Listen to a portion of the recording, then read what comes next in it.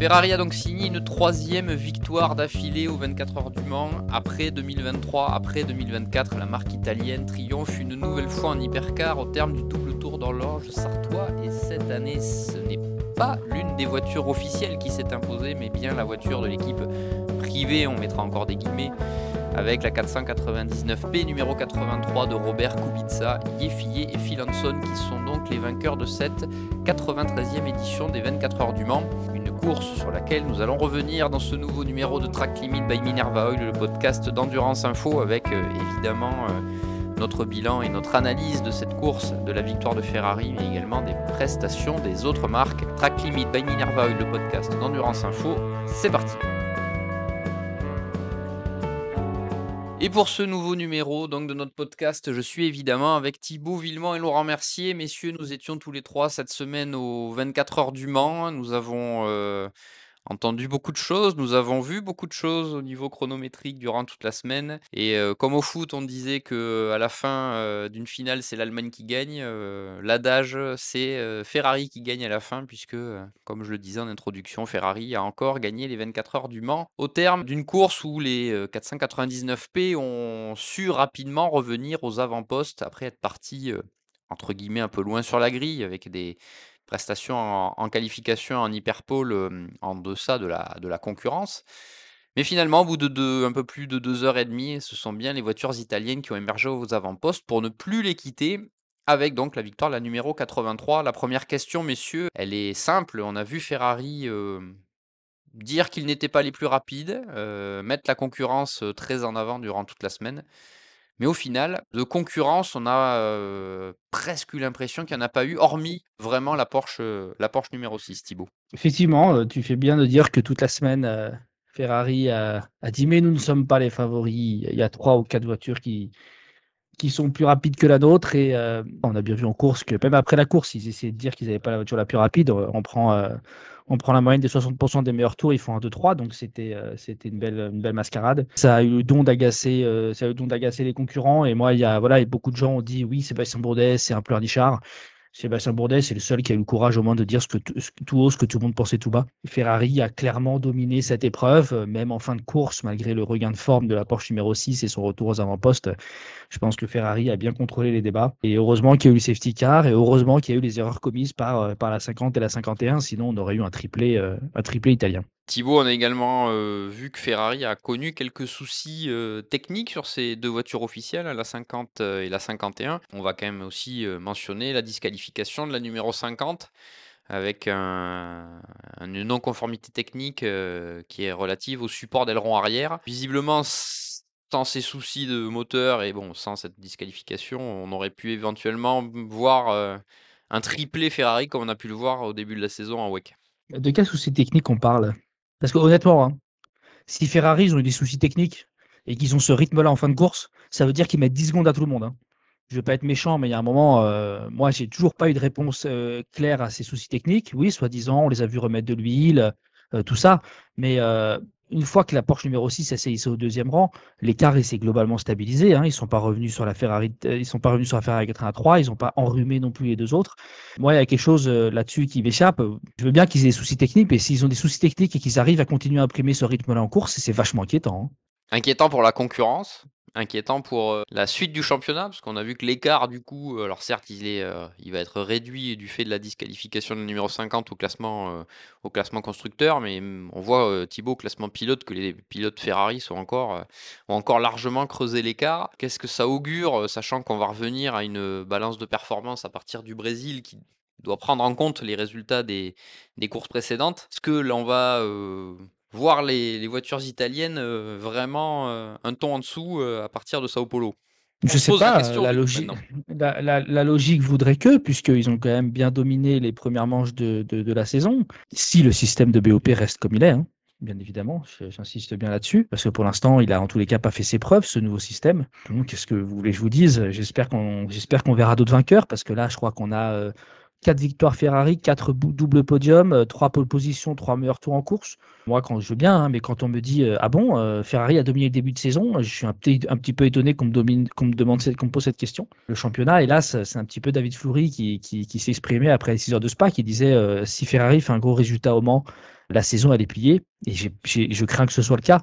Je crains que ce soit le cas. Alors, ça ne veut pas dire pour autant que la fin de saison sera inintéressante. Mais ce qui est sûr, c'est que là, Ferrari a pris quand même une très, très, très, très, très, très grosse option sur les titres. Il y en a qui m'ont rétorqué, mais attends, Thibaut, il y a 10 ans, on avait une voiture qui terminait avec 2 tours d'avance sur le reste de la concurrence. Certes, mais il y a 10 ans, il n'y avait pas de BOP. Moi, je me suis quand même un petit peu étonné d'une telle domination dans un championnat régi par une BOP qui est censé quand même équilibrer les performances, tout comme l'idée de la BOP au Mans était de se baser sur les homologation parameters, les paramètres d'homologation, pardon, et de niveler les vitesses de pointe. Et on a vu quand même des grosses disparités au niveau de la vitesse de pointe. On a vu, Thibaut, IMSA, qu'il y avait eu un changement au-delà du système, hein. On va dire que le système traditionnel avait été court-circuité lors de la dernière manche de Détroit avec des changements manuels au vu de la nette domination de Porsche. Est-ce que c'est quelque chose qui, selon toi, peut arriver et est-ce que ça serait bien aussi pour le championnat de voir quelque chose de ce style?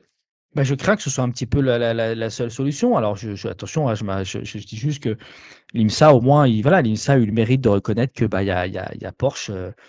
Il y a Porsche qui a fait un début de saison fantastique. Alors, pour d'autres raisons, hein, parce qu'honnêtement, il n'y avait pas que la perf. Hein, en IMSA, les autres équipes ne sont clairement pas au niveau du Porsche Penske Motorsport. Il n'y a que Wayne Taylor, pardon, et Meilleur-Champ qui ont un petit peu redressé la barre dans les rues de Détroit, mais clairement, Porsche Penske est au-dessus au niveau stratégie. Et sans le safety car, je serais même curieux de savoir ce que le résultat de la course Détroit aurait donné. Peut-être une nouvelle victoire encore chez Porsche Penske. Mais en tous les cas, l'IMSA a pris les devants et ils voulaient pas, ils ne veulent pas avoir un cavalier seul. Et voilà, moi, c'est vrai que ça me chagrine un petit peu de voir qu'au bout, on est à mi-saison et que on annonçait les 2 plus belles saisons de l'histoire. Et là, c'est quand même bien emmanché pour Ferrari en WEC et pour Porsche Penske en IMSA. Ce qui est sûr, c'est qu'il faut réagir. Alors, je ne sais pas ce qui s'est passé parce que je pense que personne ne s'attendait à voir des Ferrari dotés d'une telle vitesse de pointe. Mais il va falloir faire quelque chose. En tous les cas, ce qui est sûr, c'est que je pense que la BOP sous-estime grandement le potentiel de la Ferrari. Laurent, je passe à toi, on va passer au vainqueur. On va pas quand même parler des 3 pilotes qui se sont imposés. Et il y a quand même quelques premières. Il y a déjà des premières pour Robert Kubica et Yeffier, qui sont les premiers pilotes et polonais, donc chinois, à offrir à leur pays respectif une victoire. Peut-être plus loin que ça, Laurent, c'est aussi la première victoire des pilotes Gold aux 24 heures du Mans depuis que la classification FIA, on va remonter à 2015 pour cela, dans sa forme actuelle, a été instaurée. C'est aussi la récompense là vraiment pour le retour de Robert Kubica au plus haut niveau. Et on va pas rappeler son histoire, mais là, le Polonais a fait preuve d'une force de caractère et impressionnante pour pouvoir outrepasser son terrible accident en 2011 et revenir, là, cette fois, ça y est, au plus haut niveau.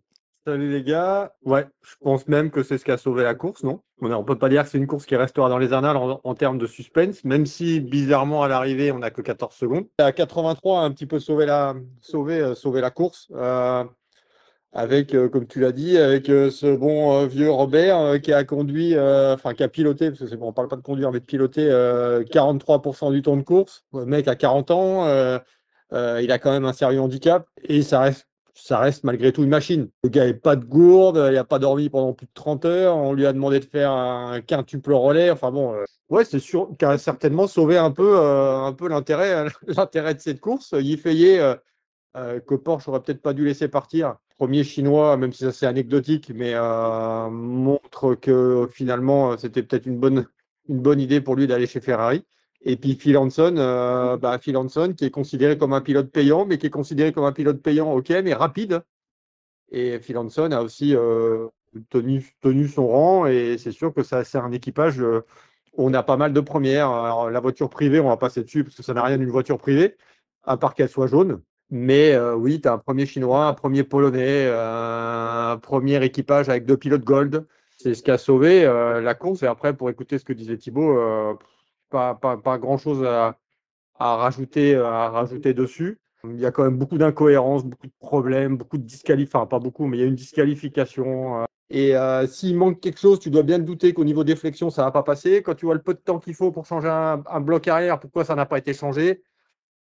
Bon, voilà, c'est la voiture qui est hors du podium, qui est contrôlée et qui est disqualifiée. Est-ce que Ferrari aurait même pu faire un 2-3, mais qu'on s'est peut-être dit, ouais, en fait, c'est pas mal quand même qu'il y ait une Porsche sur le podium. J'en sais rien, en fait, je sais pas. Quand tu discutes, et ça, Thibaut est aussi bien placé pour le savoir, quand tu discutes avec tous les autres constructeurs, tout le monde veut jamais employer ce fichu mot BOP, et tout le monde prend des artifices pour parler d'équilibre de performance sans rentrer dans les détails, parce que sinon, ça peut poser problème.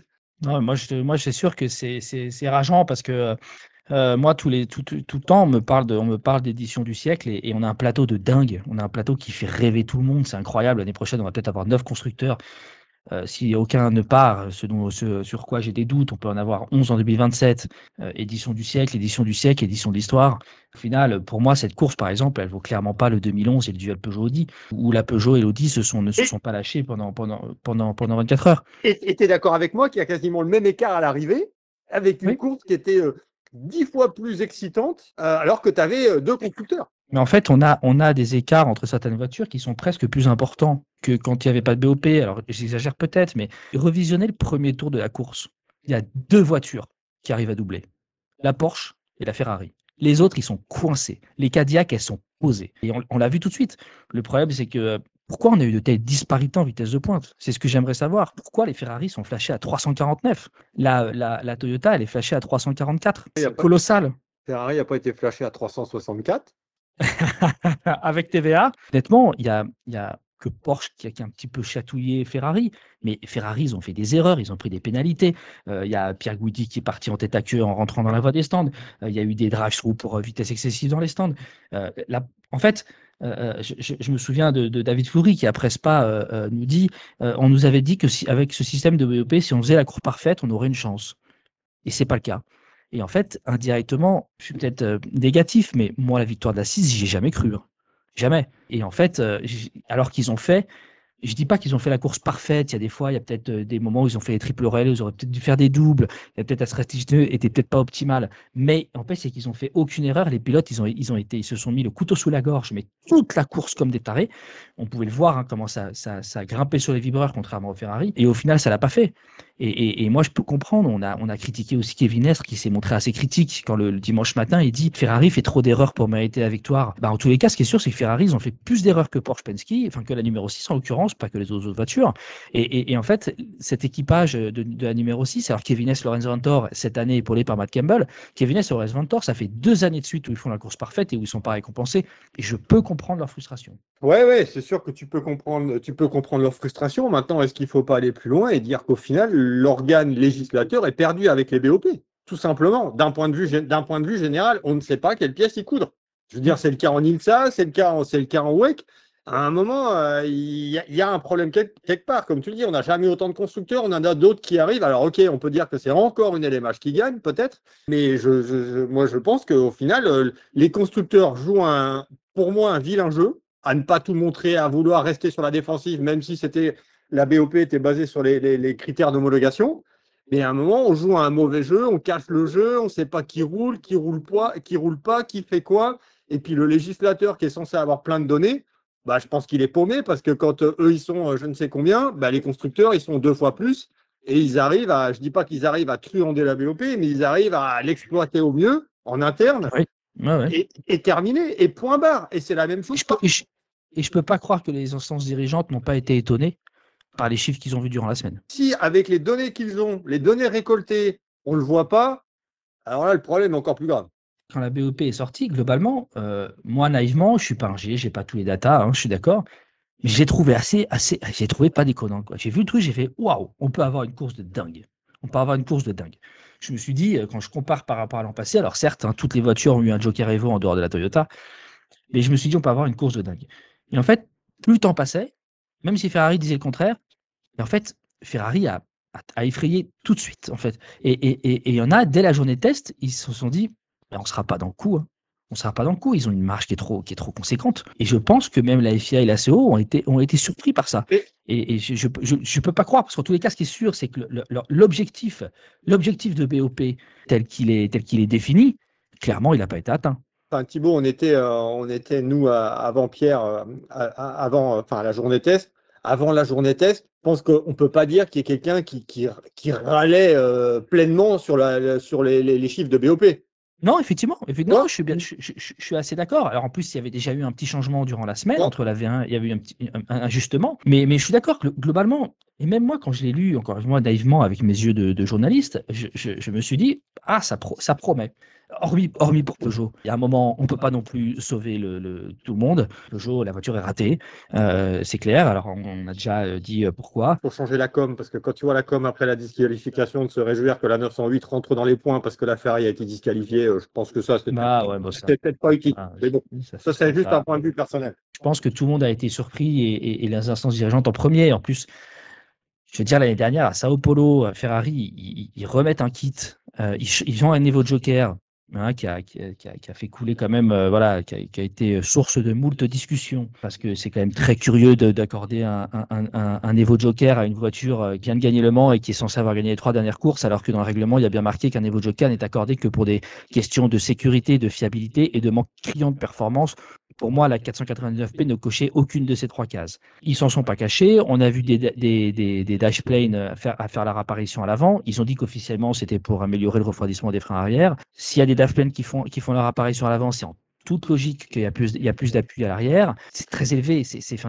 On ne s'attendait pas du tout à ça. Et je pense, encore une fois, tout le monde est surpris. Donc, comment en sont-ils arrivés là? Est-ce que c'est les instances qui sous-estiment grandement le potentiel de la Ferrari? Voilà, là-dessus, je suis incapable de répondre, mais ce qui est sûr, c'est qu'il y a quelque chose qui n'allait pas. C'est 343,4 l'année passée, la VMAX pour la Ferrari, la 50. Contre 349 aux 2 officiels. Encore une fois, on l'a vu dès le premier tour, on a vu les Porsche remonter, on a vu Julien Andlauer prendre la tête, on a vu Kevin Est remonter, on a vu les Ferrari commencer à remonter comme des balles. En fait, la course, elle est résumée là. Hein. Et derrière, on a une Cadillac qui est très poussive parce que très rapide dans le 3e secteur, mais aucune vitesse de pointe. On a une Toyota qui n'a pas de vitesse de pointe. Donc, toutes ces voitures n'avaient aucune raceability. Donc, il y a des images où les Ferrari, elles avalent leurs concurrentes. On a l'impression que c'est des P2, quoi. Si tu regardes la voiture qui a fait le plus de tours en tête, je crois que c'est la Ferrari 51. Devant la 83, la Ferrari 51 fait quoi? 141 tours en tête et 132 pour la Ferrari victorieuse, 65 tours pour la Porsche numéro 6 et 42 tours pour la Ferrari numéro 50. Et 3 tours pour la Porsche. Après, attention, je veux pas. Ferrari a super bien bossé, ils exploitent leur package à fond. La 83 mérite 100 fois sa victoire parce qu'elle a effectué moins d'erreurs que les autres. Et attention, ils ont gagné avec un pilote gold dans la voiture. Avec tout le respect que j'ai pour Phil Hanson, je pense pas qu'il soit au niveau des Antonio Foucault et autres Niklas Nielsen. C'est un sacré exploit qu'a réalisé la 83 et je suis honnêtement très content que ce soit celle-ci qui ait gagné pour toutes ces raisons. Je pense qu'on s'attendait à avoir plus qu'un semblant de duel Ferrari-Porsche. On va pas se mentir, ok, tu as eu, je sais plus, je crois que c'est un peu plus de 60, Pierre, tu l'as mis, 60 changements de leader. Tu as quand même beaucoup concerné les Ferrari. Et le truc quand même, je pense que tout le monde a remarqué, c'est que, ok, il y a eu quelques beaux dépassements, mais il n'y a pas eu de big fight si tu prends l'ensemble de la course. Non, complètement. Et puis on a vu globalement, moi, quand on voit au petit matin, il y a 2 voitures qui font la course parfaite à ce moment-là, qui n'ont aucune pénalité, qui globalement, c'est la course parfaite, à peu près parfaite. Encore une fois, il faut voir les stratégies pneus, mais par exemple, la 8, elle a fait une course mais impeccable jusqu'à ce qu'il y ait ce bris mécanique qui fait envoler ses espoirs de bons résultats. Mais à la régulière, de toute façon, il ne serait pas allé les chercher. C'est frustrant. Après, ça me saoule parce qu'en fait, j'ai l'impression qu'on n'est que négatif. Mais malheureusement, c'est un peu ça. Et malheureusement, on va encore bien évidemment nous taxer d'anti-Ferrari, mais putain, c'est pas le cas en plus. Mais non, pas du tout. Non, mais encore une fois, et je suis ravi. Franchement, moi, je suis ravi que ce soit la 83 parce que je suis ravi que ce soit Yves Ayé, que ce soit un pilote Gold, comme tu l'as dit, avec Phil Hanson, qui n'est pas le plus connu, mais qui a fait le job. Un Robert Kubica qui a fait aussi tout ce qu'il faut. Et franchement, c'est très bien pour cette voiture et c'est très bien pour ses pilotes. Mais à un moment, si tu veux, moi, j'en ai un peu ma claque de discuter avec des gens, qu'on te dise, ouais, mais ça, tu peux pas le dire. Ah, mais on peut pas parler de BOP. Ah, mais ça, je peux pas non plus en parler. Et exactement, tout comme Sébastien Bourdet s'est fait taxer de pleureuse quand il a osé Ferrari se fout de nous. Et bien, c'est le mec qui a osé ouvrir sa gueule. Point barre. Encore une fois, je ne veux pas minimiser le boulot fait par Ferrari. Et en fait, ça entache même, moi ça me saoule parce que ça entache même la victoire de Ferrari. C'est-à-dire que Ferrari, ils ont fait un boulot extraordinaire au niveau de la voiture. Ils ont une compréhension de leur package qui est fantastique. Leur voiture, elle est fantastique. Et ils ont en exploitation, ils ont franchi un step.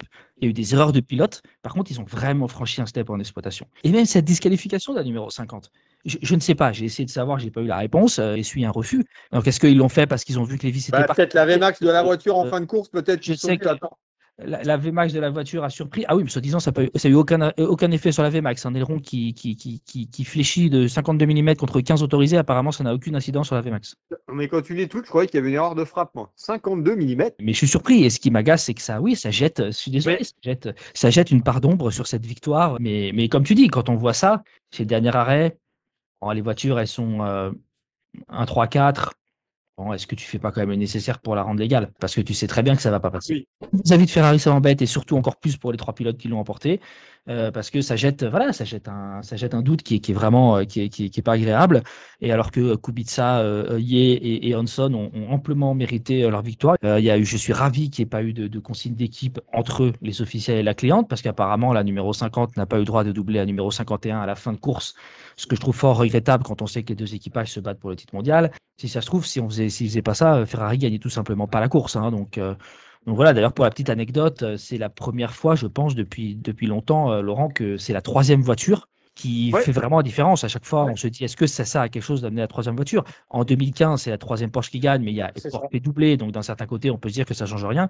Mm. Là, clairement, Mm. c'est la troisième voiture qui a fait la différence. Ça faisait mal au cœur dans la course de voir Cadillac, Toyota autant à la peine. Et je ne parle pas de BM, hein, qui a réussi un très beau début de saison. Après, voilà, chacun a eu ses soucis. BM a eu ses soucis mécaniques, mais ils n'ont jamais joué devant. Moi, je compare ça un peu à ce qui se passe, en vélo. En fait, quand tu roules et que tu as une course avec Tadej Pogacar, en fait, tu viens, mais tu sais que tu finiras derrière Tadej Pogacar. Et là, j'ai un peu l'impression que tu viens, mais tu finis derrière Ferrari.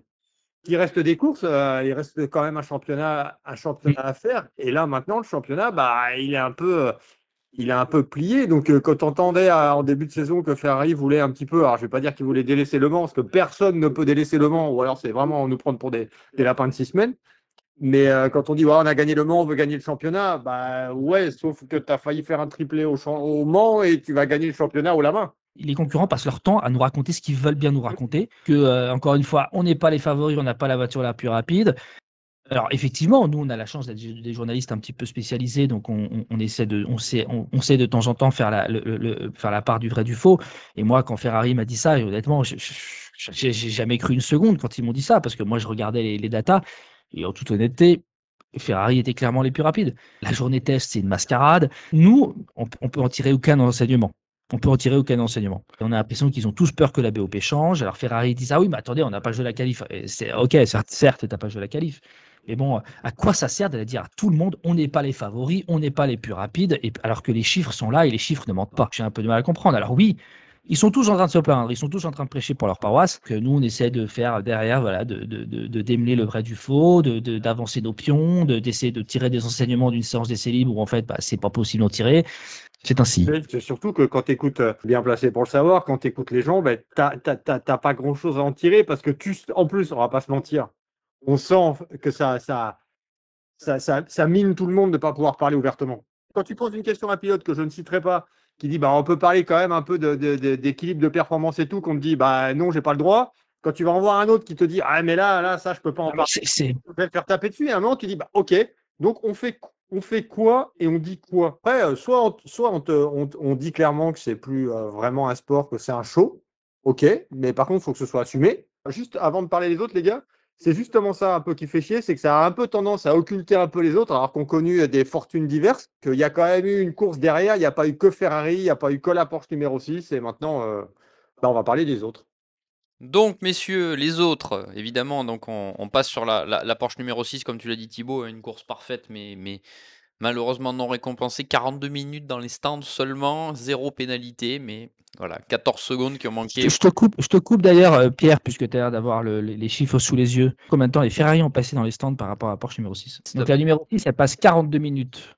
Ouais, donc c'est quand même très bien. La numéro 50 fait 45-26. La Ferrari numéro 51 fait 47-20. La Ferrari numéro 83 fait 45-10. Il y a eu 14 secondes à la fin, mais le vrai écart, il est bien plus important. Les autres emmenés donc par Cadillac qui termine 4e après la disqualification de la Ferrari numéro 50. On a vu Cadillac, messieurs, très en verve en qualification sur un tour, nettement moins, beaucoup moins en course. Sam Hignett parlait notamment d'une dégradation des pneus hein, qui était peut-être plus importante, mais la vitesse de pointe également a beaucoup manqué. Qu'est-ce qu'on peut tirer comme enseignement, Thibaut, de cette course de Cadillac? Ça me déprime un peu qu'on se satisfasse d'une 4e place quand on s'appelle Cadillac et Jota. Je pense qu'ils savaient, ils ont été très clairs, hein, très rapidement, ils savaient qu'ils seraient là sur un tour.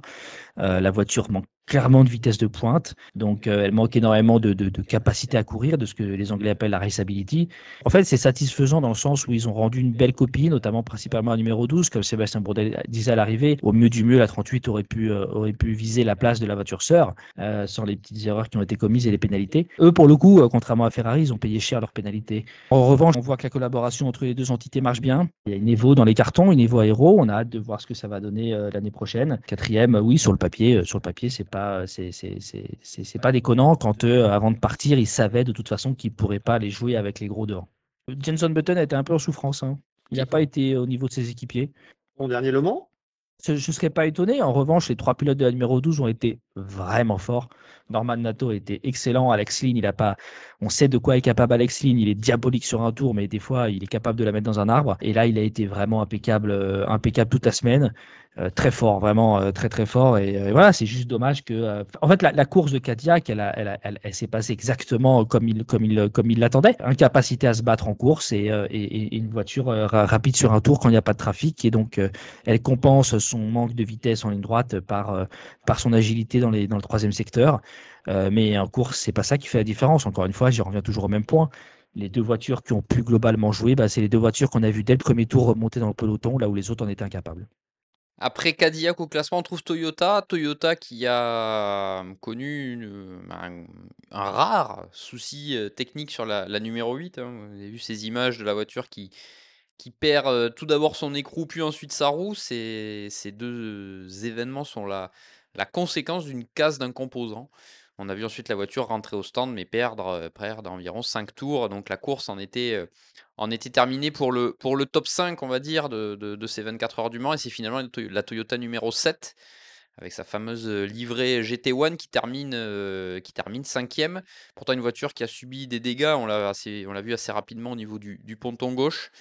Thibaut, comment on analyse la course dans le clan Toyota? On pouvait pas vraiment espérer beaucoup mieux au vu de ce qu'on a vu depuis le début de la semaine aux 24 heures. La Toyota numéro 7 a été quand même bien en retrait de la voiture sœur durant la semaine, sans raison apparente. Il y a eu un contact dès le premier tour des deux côtés. La GR010, la si belle GR010 a été endommagée. Et derrière, ils ont toujours été assez loin. La numéro 8, en faisant globalement une course parfaite, euh, réussissait à top 5. Voilà. Jamais beaucoup mieux. Ils ont réussi ici, en plus je dis ça un peu dans la nuit, quand il a fait plus frais, en maximisant la stratégie pneus. Ils sont passés c'est les premiers à avoir mis un soft à l'avant droit. Après, ils sont passés à 4 softs. Après, ils ont fait de mémoire un medium à l'arrière gauche, le reste en soft. Ils ont vraiment maximisé le potentiel pneumatique qu'ils avaient à disposition. Et ils ont réussi à briller un petit peu pendant la nuit après l'intervention de la voiture de sécurité qui avait regroupé tout le monde. Mais bon, ça suffisait. Voilà, ça suffisait pas. On a vu très vite que ça suffisait pas, que la voiture était pas capable de suivre la cadence imprimée par Ferrari et Porsche. Et puis après, il y a eu ce souci qui a mis fin à leurs espoirs. C'est dommage parce que je trouve que les 3 pilotes ont été très forts, vraiment très forts. Ryo Urakawa, Brandon Hartley, Sébastien Buemi égal à lui-même.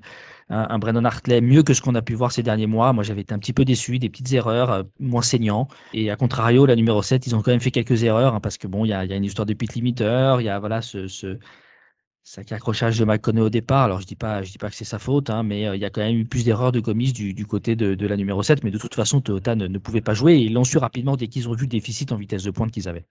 Si on descend au classement messieurs, on arrive dans le clan français avec les deux Alpines dans le top 10, encore une fois du fait de la disqualification de la numéro 50.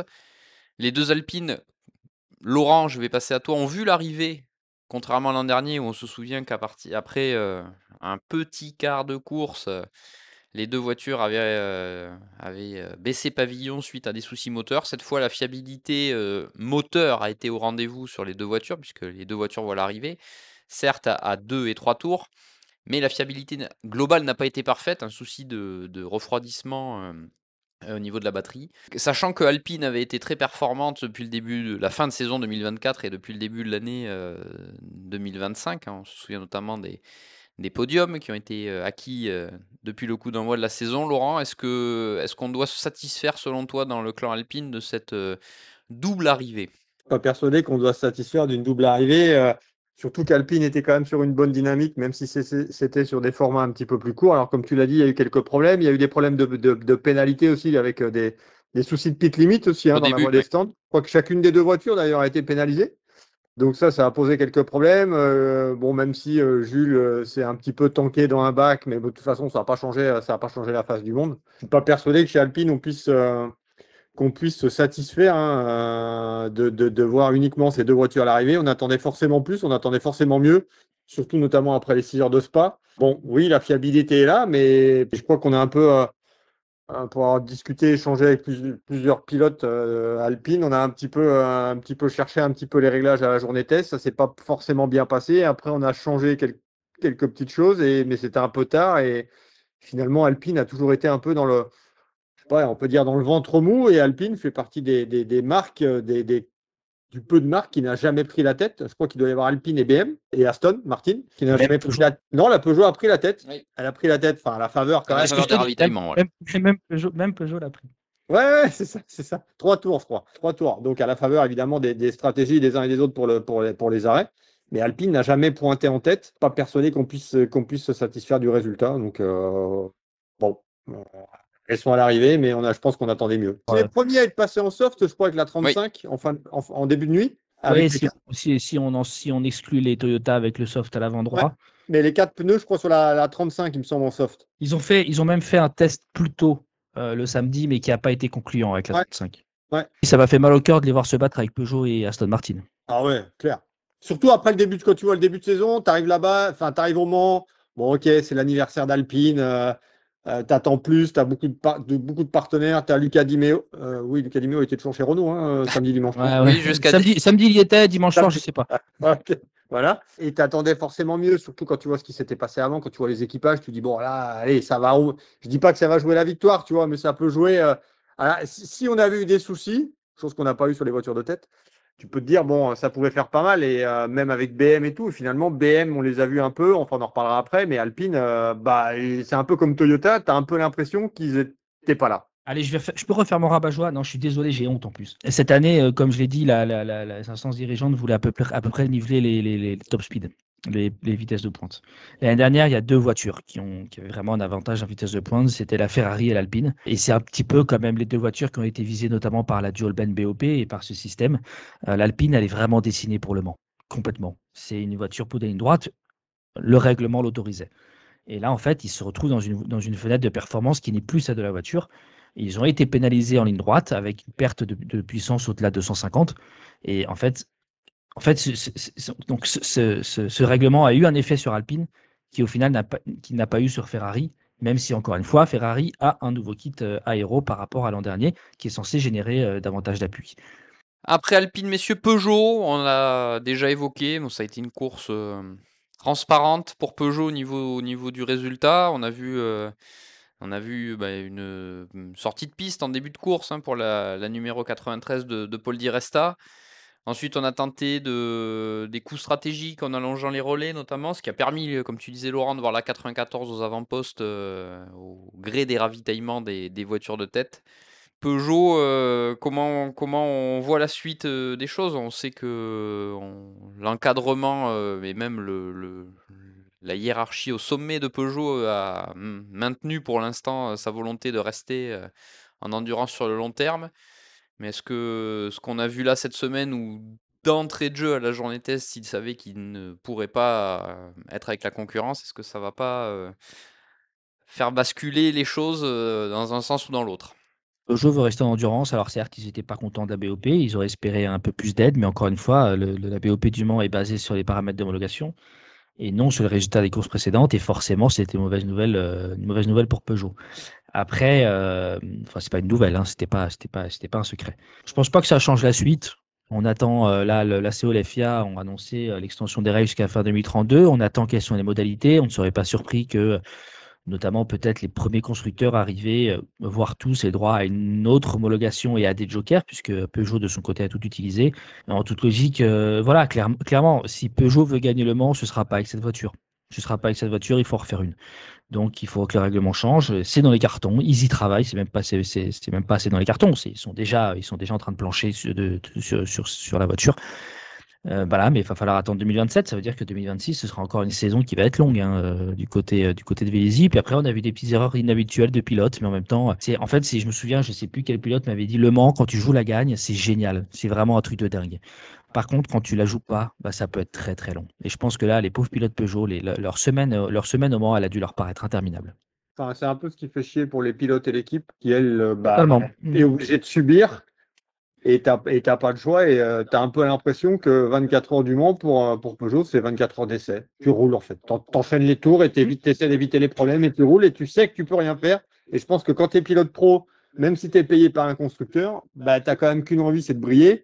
Que tu es évidemment obligé de donner quand même le maximum déjà pour l'image de la marque et pour faire ton métier. Et tu sais que tu peux rien faire. Donc tu roules. Ouais, et puis tu fais bien de noter parce qu'ils ont des très bons pilotes, ils ont une très très bonne équipe. Le problème, c'est la voiture. C'est la voiture le souci.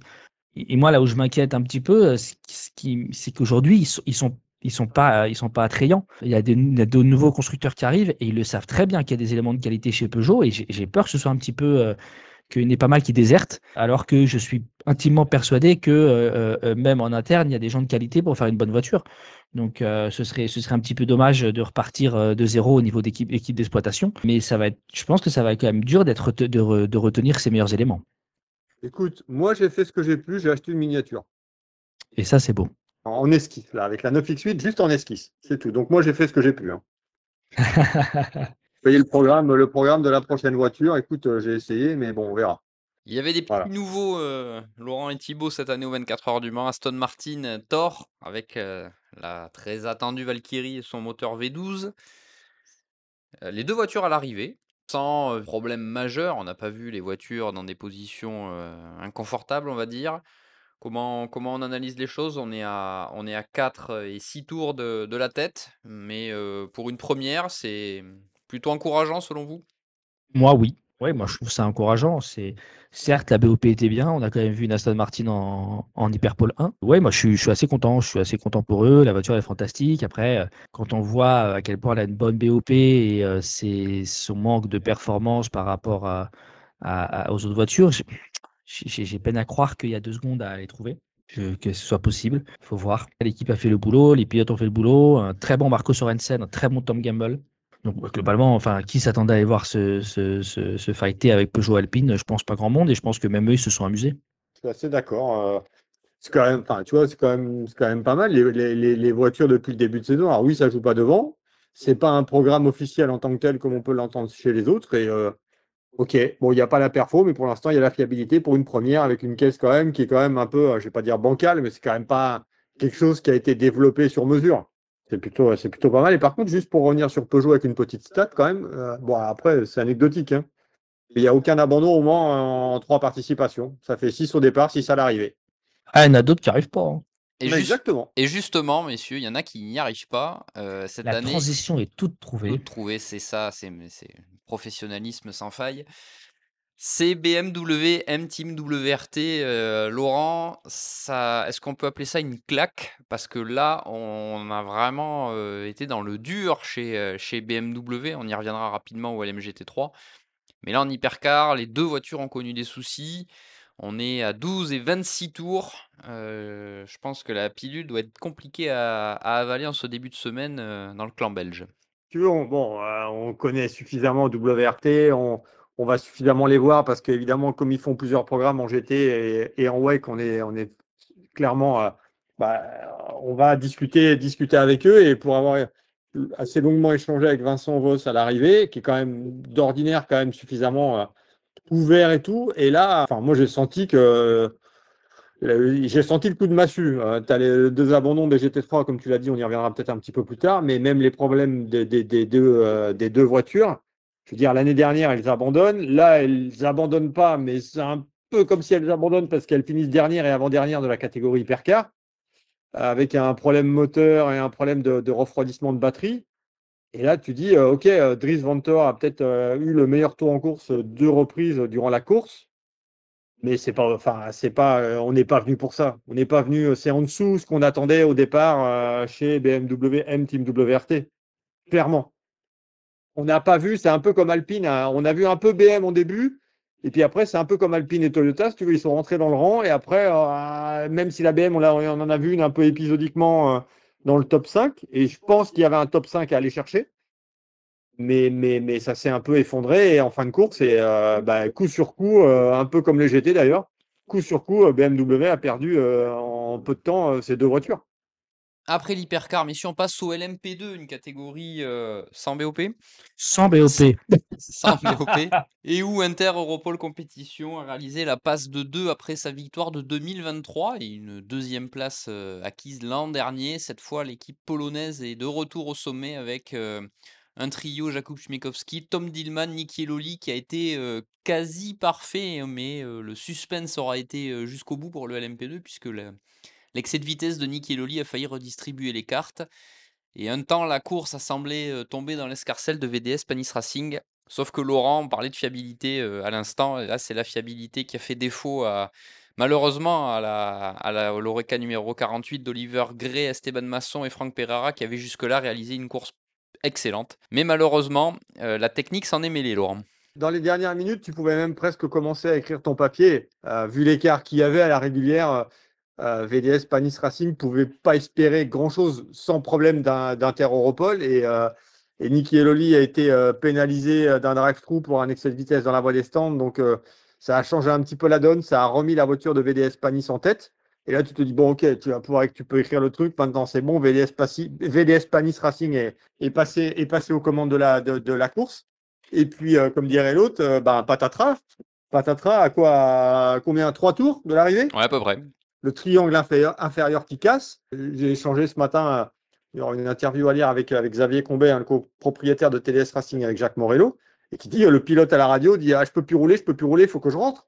Ouais, sauf qu'ils lui disent, non, essaie de rester en piste, on est en fin de course, essaie de rester en piste pour essayer au moins d'assurer le podium. Et le pilote qui était, je crois que c'était Esteban Masson, hein, qui devait être dans le final dans la voiture. Finalement, VDS Panis Racing qui est passé de se dire c'est bon, on a gagné les 24 heures du Mans LMP2. Et on a cru à un moment revivre ce qu'a vécu WRT il y a quelques années, c'est-à-dire un abandon dans le dernier tour.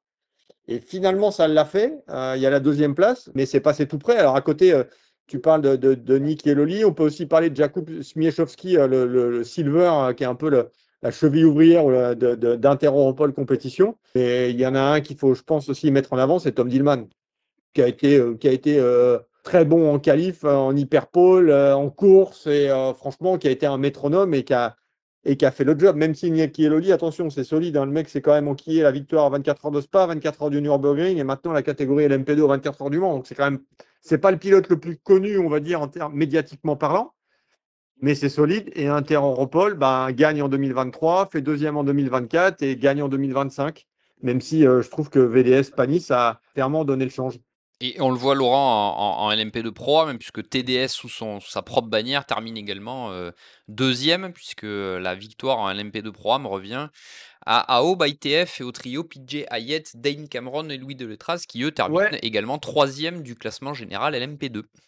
Exactement, et moi, je suis aussi content pour Louis Deletraz qui enfin peut faire quelque chose, même si c'est entre guillemets que un podium de LMP2 et une victoire en LMP2 Pro-Am.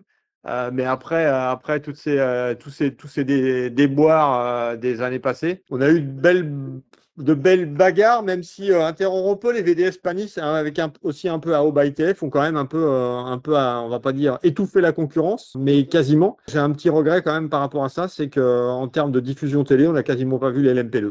Et je pense qu'on pourra dire la même chose du LMGT3. Du LMGT3. Et ça, franchement, cette année, c'est flagrant. Il y a pas mal de gens d'ailleurs qui nous l'ont fait remonter dans les commentaires, aussi bien au niveau des lecteurs que des gens du paddock. Il se serait passé encore plein de choses en hypercar, encore je peux le comprendre, mais vu ce qui s'est quand même passé en termes de dépassement et de fait de course en hypercar, je pense qu'on aurait pu montrer un peu plus les LMP2 et les LMGT3. Comme tu l'as dit, le point aussi, c'est TDS qui, pour son retour au Mans, fait un podium avec un très bon Mathias Bech. Franchement, très très bon, très très fort. Et à côté de ça, la douche froide, c'est pour IDEC Sport quand même, pour l'année de son dixième Le Mans, avec les deux voitures qui abandonnent, avec des pertes de roues. Petite mention spéciale parce que, comme tu disais, hein, les Tom Dillman, les Mathias Bech, et tout ça, on sait ce qu'ils valent. Patrick Pilet a été très Très bon, fort, très très bon. très Alors, très fort. Et, pour un et toi, mec, pour un mec, pour un mec qui roule quand même pas souvent dans une ouais. P2, le mec a été très fort. Et mention spéciale à Esteban Masson, hein. Pareil. Esteban Masson, sincèrement, l'année dernière, il était en GT. Là, cette année, il passe en P2. Sa première saison en P2, il a été vraiment au niveau des meilleurs. Il a failli gagner pour sa première apparition dans la catégorie. Et c'est vraiment un gros talent, là. Un gros, Et gros talent. moi, je rajouterais aussi, on l'écrit quand même assez, de temps en temps quand on l'a en interview, mais un Franck Pereira qui a quand même la mission quand même d'être un peu la pièce rapportée pour les 24 heures du Mans, qui avait jamais roulé dans une LMP2 et finalement qui a failli l'emporter et qui a quand même, je pense, un peu plus de pression que Esteban Masson et Oliver Gray qui eux font la saison en ELMS, qui finalement, tu vois, c'est bien comporté et repart avec un podium. Il y a 3 abandons, hein, avec la sortie quand même de Nielsen Racing avec Sem Bolukbazi, qui est la seule, on va dire, grosse sortie Qui a de provoqué la seule voiture de sécurité. Exactement. Et après, les 2 abandons de IDEXPORT, dont la voiture qui était aux couleurs de Genesis Magma Racing. Messieurs, nous passons au LMGT3 avec la victoire, une nouvelle pour Mante. First Form cette fois, avec le trio Ryan Hardwick, Ricardo Pera, Richard Lietz. Messieurs, il y a peut-être si Ryan Hardwick et Ricardo Pera ont vraiment fait le boulot dans la partie qui leur était imposée en tant que pilote bronze et en tant que pilote silver, il faut mentionner la parfaite prestation de Richard Lietz qui signe un 6e succès en GT au Mans et le 4e avec l'équipe allemande.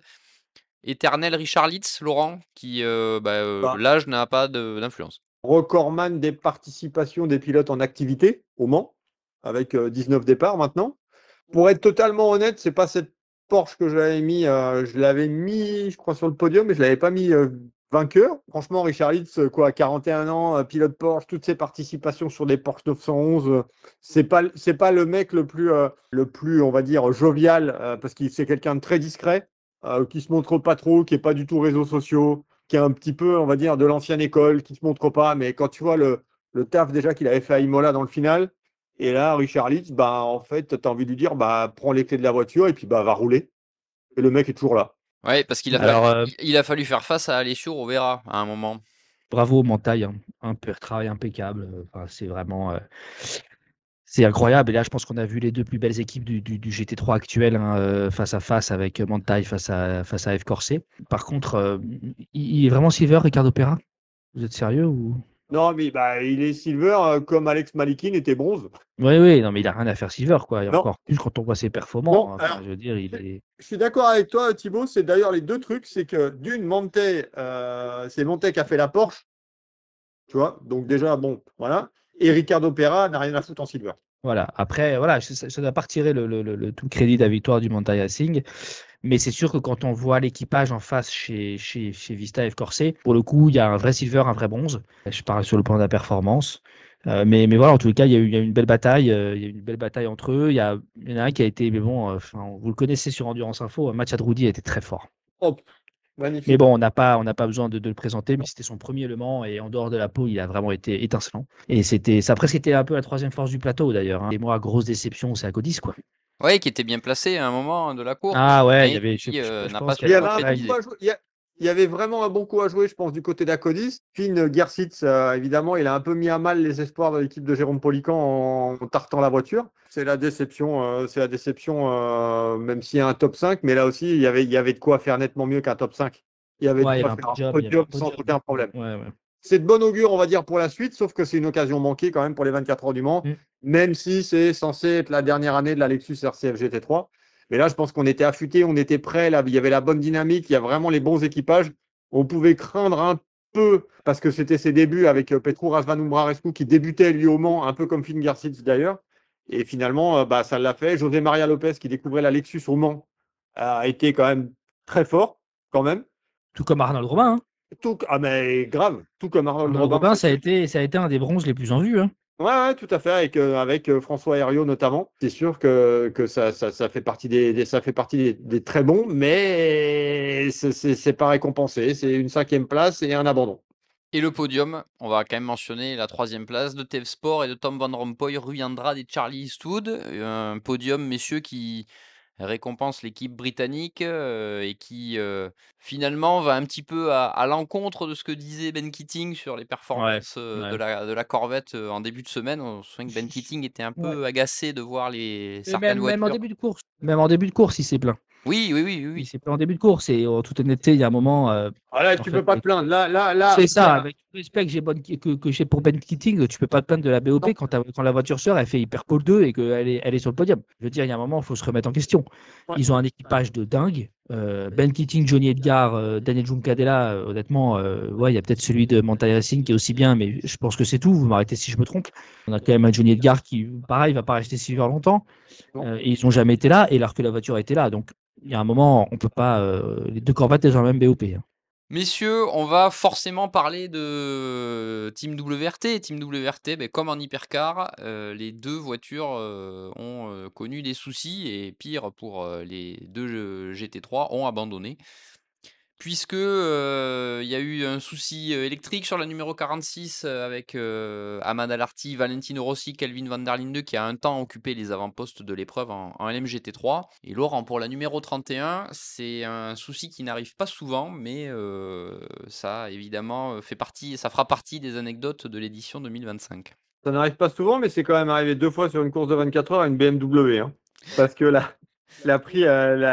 numéro 31 a pris un lapin autour de la piste et c'était déjà arrivé il y a pas mal d'années maintenant au 24 heures de Spa avec la BMZ4 de marque VDS. Et là, ça a endommagé le radiateur. La voiture était trop abîmée. Et je sais pas, ceux qui ont pu voir sur les réseaux sociaux, je crois qu'ils ont même diffusé la photo de ce pauvre lapin qui n'avait rien demandé mais qui était au mauvais endroit au mauvais moment. Mais ça a annihilé toute chance de bons résultats de la voiture numéro 31 engagée sous la bannière The Bend Team WRT. Et là encore, les deux voitures de WRT, les deux BMW M4 GT3 Evo ont abandonné quasiment en même temps. Parce que l'autre, donc, comme tu l'as dit, Pierre, a connu des problèmes électriques et on a préféré, pour des raisons de sécurité, ne pas la remettre en piste parce qu'on n'était pas sûr au niveau ABS, au niveau direction assistée, qu'il n'y ait pas de problème quand le pilote était en piste. Et c'est un double abandon. Et il y avait là aussi un bon coup à jouer pour cette numéro 46 qui avait fait un beau début de meeting, belle journée test, de beaux essais. Et puis, voilà, la course, on a décidé autrement. Mais ça fait 2 BM qui ne sont pas à l'arrivée alors qu'il y avait eu une deuxième place l'année passée. Pour conclure ce nouveau numéro de Track Limit by Minerva Oil, le podcast d'Endurance Info spécial 24 heures du Mans 2025, nous allons vous donner nos coups de cœur et nos coups de gueule respectifs pour cette édition 2025, avec que ce soit sur ou en dehors de la piste. Laurent, je commence par toi. Qu'est-ce qui t'a plu, qu'est-ce qui t'a moins plu sur cette 93e édition des 24 heures du Mans? Alors déjà, qu'est-ce qui m'a pas plu? Je ne vais pas revenir dessus parce que je pense qu'on a déjà suffisamment évoqué le sujet au début du podcast. Donc là-dessus, je ne vais pas en rajouter une couche.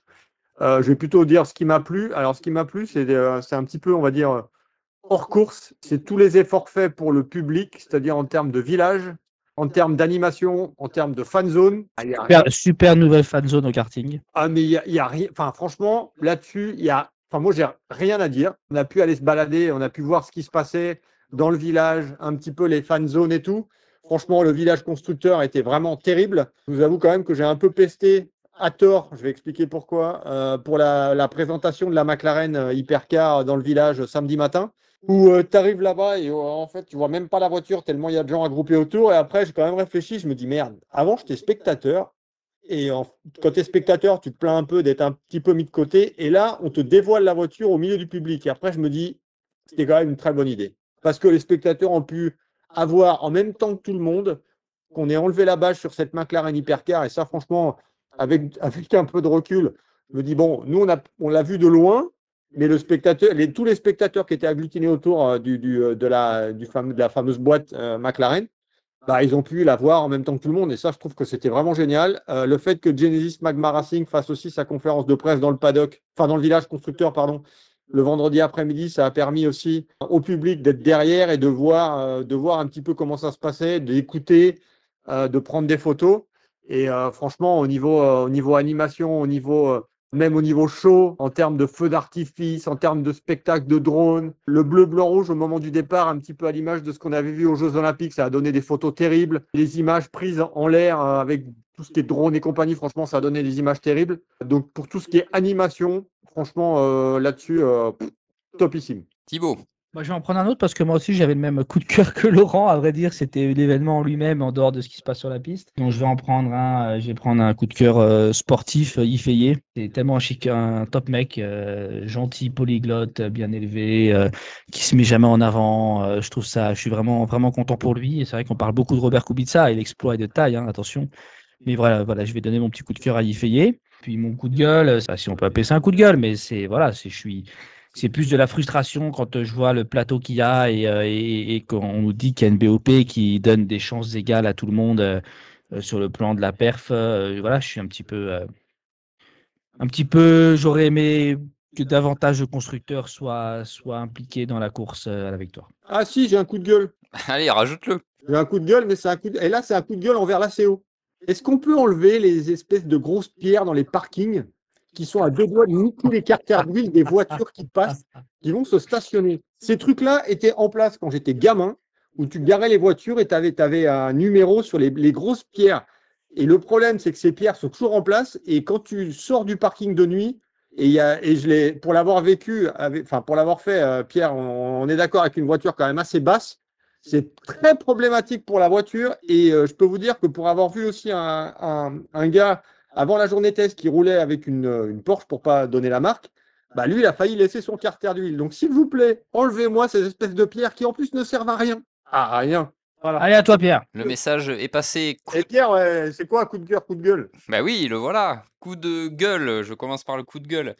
La diffusion télé qui ne fait absolument très très peu de place au LMP2 et au LMGT3. Je suis navré, il y a 62 voitures en piste, mais il n'y a pas que les hypercars. Certes, c'est la course pour la victoire et donc on se focalise beaucoup là-dessus. Je pense que ce serait oublier quand même les deux autres catégories qui composent, en les regroupant, l'essentiel du plateau. Donc je pense que c'est un point d'amélioration pour les prochaines années. Mon autre coup de gueule, parce qu'il y en a un deuxième, c'est la longueur infinie de la préparation avant la course. Je trouve que c'est devenu beaucoup trop long. Je comprends qu'il y ait tout un cérémonial, l'arrivée du drapeau, c'est des moments très forts, mais je pense que là, c'est un peu trop long, en fait. Je parle pas pour nous, mais moi, je pense surtout aux équipes et aux pilotes qui partent très tôt des stands et qui doivent patienter sur la ligne de départ. Je pense que c'est un peu long. Voilà, c'était mes deux coups de gueule et mon coup de cœur, lui, revient à Tom Dillman pour l'ensemble de son œuvre depuis plusieurs années. L'an dernier, il a gagné l'IMSA dans une catégorie LMP2 qui est quand même très disputée. Il a gagné à Sebring en début d'année. Là, il épingle les 24 heures du Mans. Je pense que Tom Dillman, s'il y a des constructeurs, comme les constructeurs arrivent en hypercar, messieurs, je pense que là, vous tenez un potentiel candidat à ne surtout pas sous-estimer.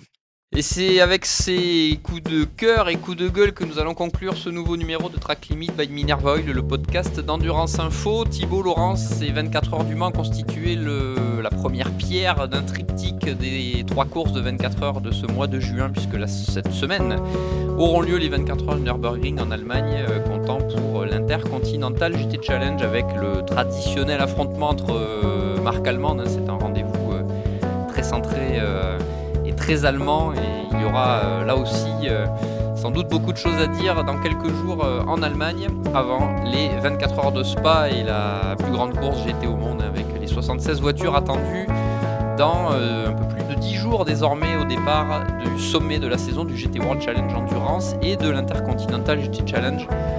Thibaut, Laurent, le prochain rendez-vous du WEC, ce sera mi-juillet, un petit peu moins d'un mois. Ça sera à Sao Paulo, ce sera un rendez-vous totalement différent sur un circuit là également historique, mais autrement différent de celui des 24 heures du Mans, et on retrouvera le traditionnel traditionnel format du WEC. Merci messieurs pour ce débriefing des 24 heures du Mans 2025 et on se donne rendez-vous rapidement dans un nouveau numéro de Track Limit. Ciao, ciao. À bientôt.